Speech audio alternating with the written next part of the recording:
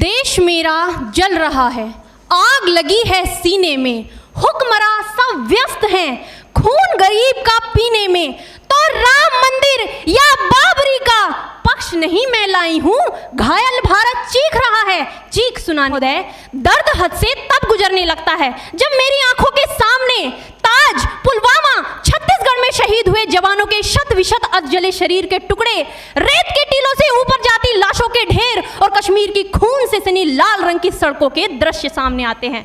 उस पर मेरे प्रतिपक्षी महोदय का कहना ये कि मानवाधिकारों की अनुपालना करते हुए देश से उग्रवाद और आतंकवाद को समाप्त किया जा सकता है।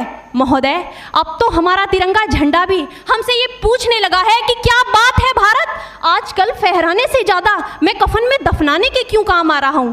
महोदय, हृदय तो उस दिन फट गया जब बूढ़ी मां अपने बेटे के चिथड़ों को देखकर बोली कि साहब, आप तो भर्ती में 1 इंच भी कम नहीं लेते, मैं आधा शरीर कैसे ले लूं।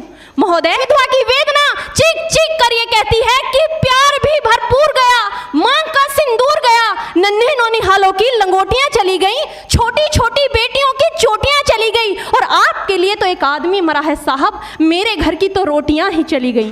क्या है, क्योंकि महोदय फूल को श्रृंगार दो ये मुमकिन नहीं, और एक वीर को झनकार दो ये मुमकिन नहीं, जो हाथ बांधे सेना के ऐसे मानवाधिकार का पालन संभव नहीं।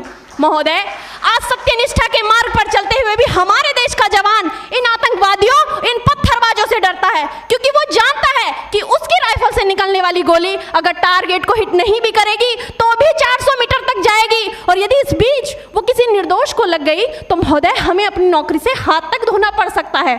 और महोदय, अपनी नौकरी को बचाने की खातिर एक जवान आज ये सोचता है कि चाहे सांप मरे या ना मरे, परंतु लाठी नहीं टूटनी चाहिए, क्योंकि आज हमारे देश के हालात कुछ ऐसे हो गए हैं कि चिरागों को हवाओं में उछाला जा रहा है, हवाओं पर भी रोब डाला जा रहा है। अरे हम ही तो बुनियाद है आंतरिक सुरक्षा की, और आज हमें ही नौकरी से निकाला जा रहा है। तो क्या कहा था उस देशद्रोही ने कि तुम एक अफजल को मारोगे, हर घर से अफजल निकलेगा। तो मैं भारत की बेटी अपनी भारतीय सेना की तरफ से आज ये ऐलान करती हूँ कि उस घर में घुसकर मारेंगे जिस घर से अफजल निकलेगा, वो कोख नहीं पलने देंगे जिस कोख से अफजल निकलेगा।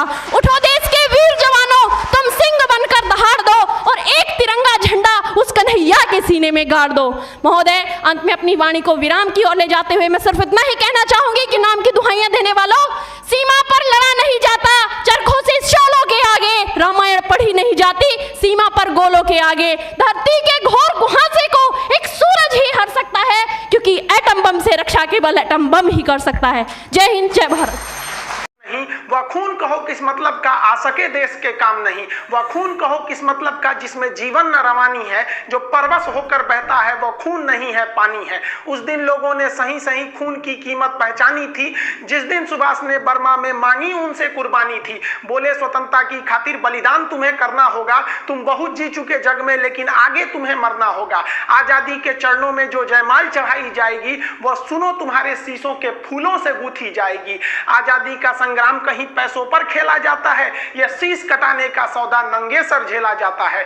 अजानू बाहू ऊंची करके वे बोले रक्त तुम मुझे देना, बदले में भारत की आजादी तुम मुझसे लेना। हो गई सभा में उथल पुथल, सीने में दिल न समाते थे, स्वर इंकलाब के नारे कोसों तक छाए जाते थे। हम देंगे देंगे रक्त, बस यही शब्द सुनाई देते थे, रण में जाने को युवक खड़े तैयार दिखाई देते थे। बोले सुभाष वह आगे आए जिसके तन में भारतीय खून बहता हो, वह आगे आए जो खुद को हिंदुस्तानी कहता हो, वह आगे आए जो इस खूनी हस्ताक्षर करता हो, मैं कफन बढ़ाता हूं, वह आगे आए जो इसे हंस कर लेता है। सारी जनता हुंकार उठी, हम आते हैं, हम आते हैं, माता के चरणों में हम अपना रक्त चढ़ाते हैं। उस दिन देखा साहस से भरे युवक बढ़ते ही जाते थे, चाकू छुरी कटारों से वे अपना रक्त बहाते थे, फिर उस रक्त की स्याही में वे अपनी कलम डुबाते थे और आजादी के परवाने पर हस्ताक्षर करते जाते थे। उस दिन तारों ने देखा हिंदुस्तानी विश्वास नया, जब लिखा भारत के महावीरों ने खून से इतिहास नया। आप सभी देशवासियों को स्वतंत्रता दिवस की हार्दिक शुभकामनाएं।